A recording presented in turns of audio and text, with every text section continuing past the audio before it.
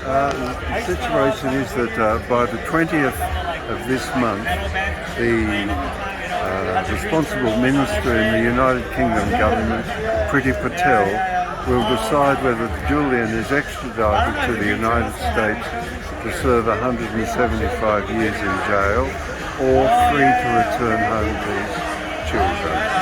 I imagine that there will be an appeal to the European Court of Human Rights, which will mean that Julian will spend a fourth and fifth year in Belmarsh Maximum Security Prison after having spent 9 years in the Ecuadorian embassy.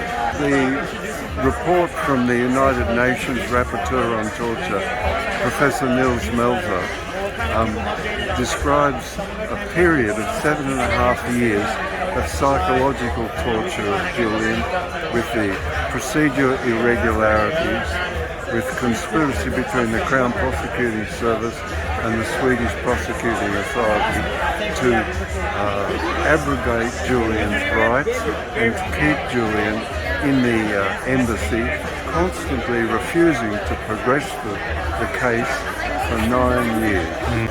The criminality of the United States over the last 20 years in the destruction of 7 countries in whole or part, creating 36 million refugees and destroying the lives directly of 6 million people.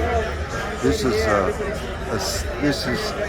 a crime unimaginable in its scale and in its cruelty. Must end. It must end.